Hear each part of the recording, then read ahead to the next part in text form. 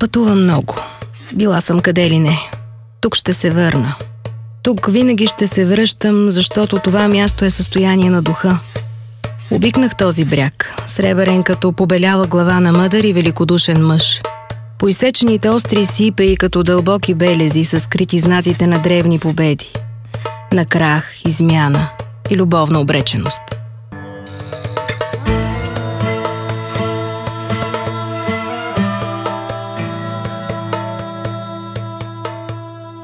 По тези места е открит най-древният храм на богинята майка Кибела. Тук белеят останките на крепостни стени на траки, елини, римляни, славяни, прабългари, османли и византийци. Кой ли не е минавало тук и не е бивал обсебван от желанието и мисълта да остане завинаги.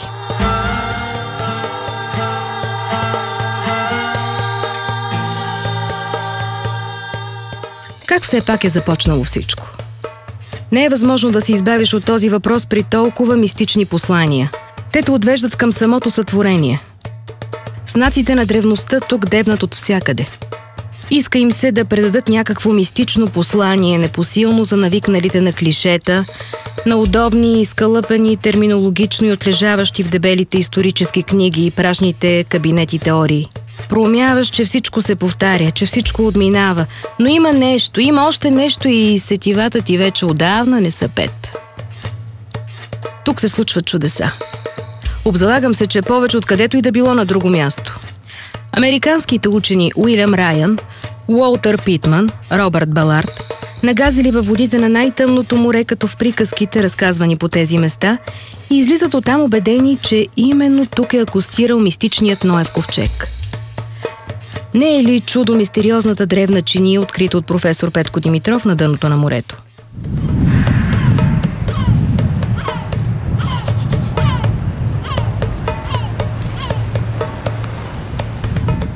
За какво търсим Атлантида в Средиземно, когато нещо подобно на нея да е в Черно море?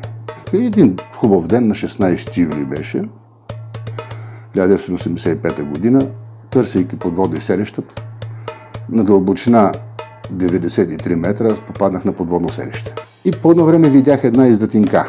Спряхме с моите съекипници, продухахме тинята и изчакахме докато се разсее облака от тиня, който е във водата. И видях един ръб. Е този ръб на тази чиния. Вътре в самия плажов пясък беше забит този предмет и доста време усилия положихме да не го щупим и да го извадим цял. Той беше фанат от механичната ръка и аз го гледах през иллюминатора на подводната лодка.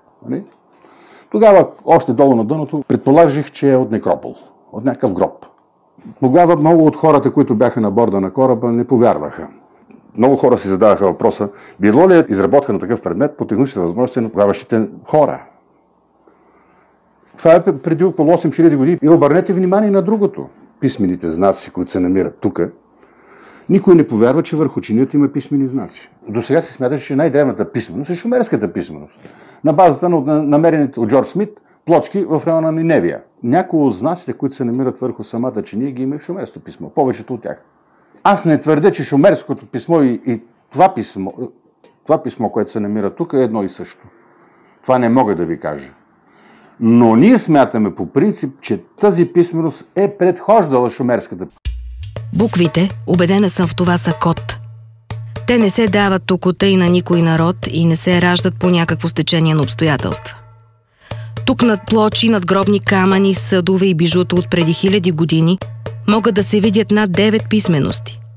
Учените не са намерили дефиниция за това спокойно съжителство на култури, религии и етноси.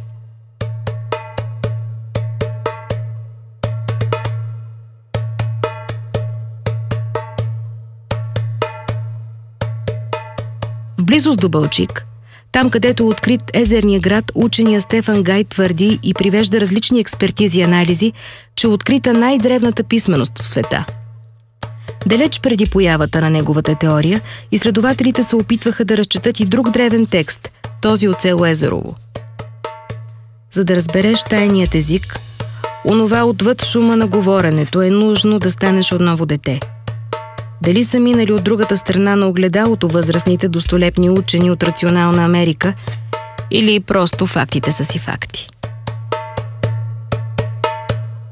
Времето е оставило белези, че някога преди хиляди години най-тъмното море е било сладководно езеро, край което е кипял живот. Раят обаче е бил разрушен по Божия воля, с наводнения и катаклизми. Може би, за да се даде ново начало на нова любов, която ражда и непозната до тогава цивилизация.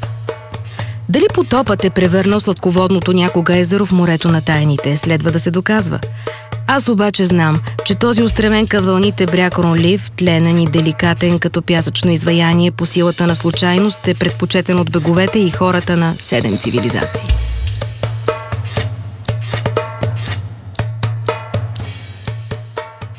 В момента влизаме в свещеното пространство на разкритият през 2007 година античен храм в съвременния град Балчик, античният Дионисополис. Това се оказа една от археологическите сензации на изминалото археологическо лято и може би един от най-атрактивните археологически обекти, откривани до момента в България, както и най-добре запазеният еленистически храм. Това е храма на великата богиня Майка, почитана на това място с подимето или прозвището Понтийска богиня Майка или богиня Майка Понтия.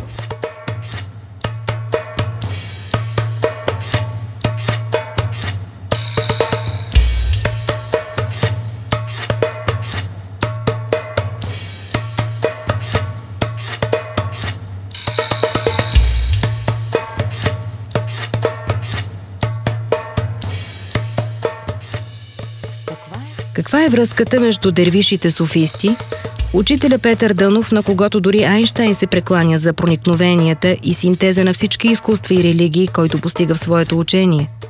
Какво правят тук траките, християнските божества и дори атлантите, предшестващият Homo sapiens митичен вид?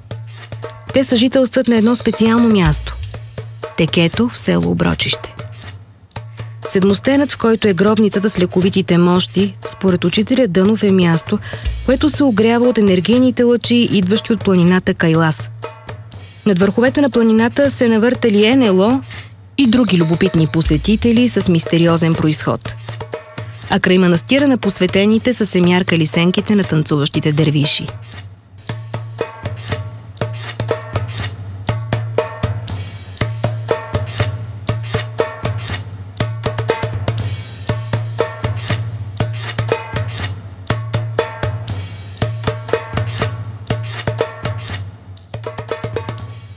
Едно изключително място, ползвано още от древни времена. Смята се, че първи тук са били траките, тъй като наблизо в съседство има няколко тракийски могили, а от тази страна на хълма са разкрити няколко зидани тракийски гробове.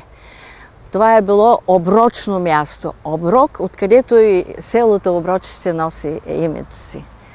По-късно, когато са били римляните тук, се смята, че е имало манастир на свети Атанасий Велики. Това е записано в едно старо житие на казалбашите, писано на ръка, в което се казва, че когато дошли тук в края на 16 век със своя водач Акезала Баба, Акезала Баба построил своето теке или завие върху старото манастирище на свети Атанасий Велики.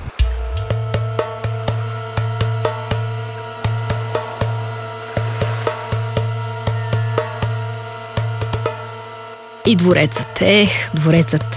Ако има апотеоз на вплитането на религии, културни и духовни търсения, то Тихото гнездо, както кралица Мария нарича лятната си резиденция, е тъкмо това.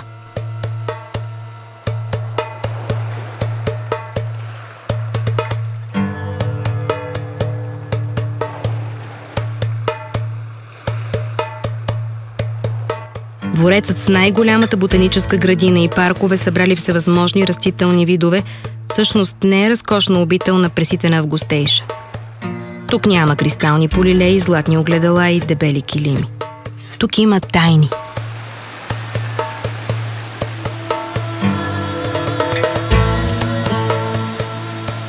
(21) воденичен камък. Той олицетворява 21 век.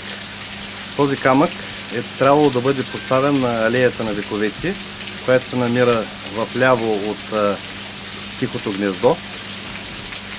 Там в момента има 19 воденични камъка и 20-тия е дигнат на постамент. Посланието е било 2000-та година в края на 20 век, 20-я камък да бъде снет долу и на негово място да бъде сложен 21-я. 7 години този камък не можеше да бъде открит след 2000 година. В един източник от 1934 година е написано, че 21-я воденичен камък е скрит за 3 каменни стени на изхода на тунела от западната страна на Госно. Ние съборихме тези 3 стени и ето го пред вас този 21-ви камък.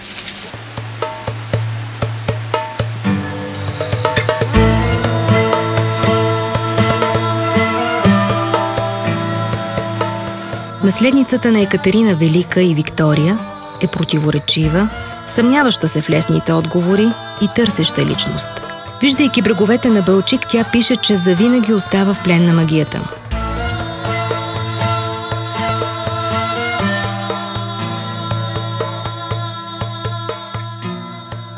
Обградена с шумна свита от артисти, представители на европейския модерн, друг път вглъбена и сама, или с някой проповедник на екзотична секта, постулираща правилата в модните салони на хайлайфа, по фотографиите от онова време, направени в двореца, може да бъде видяна и с одеянията на египетски жрец.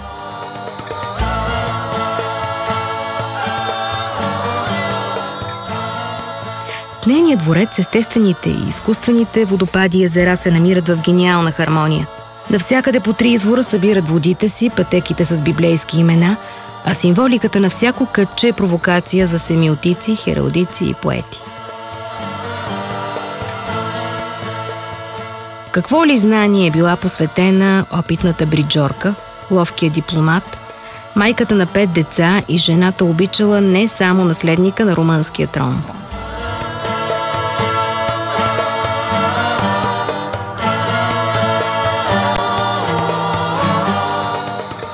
Съдбата е драматична, като в творба на Расин. След смъртта на Миси, както я наричат поданиците, и сърцето й остава в параклиса на двореца, съгласно нейното завещание.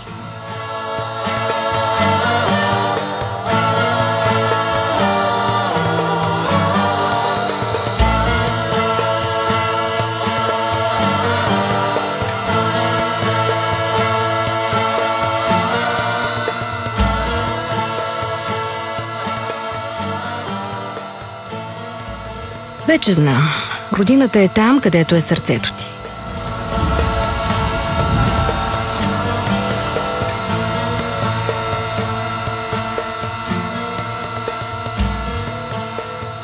Но моето ме тегли другаде. Ще стане ли голфа новата ми страст? Голфът. Втората природа на джентълмена. Аристократът на спортовете. И той е тук. И е напълно логично.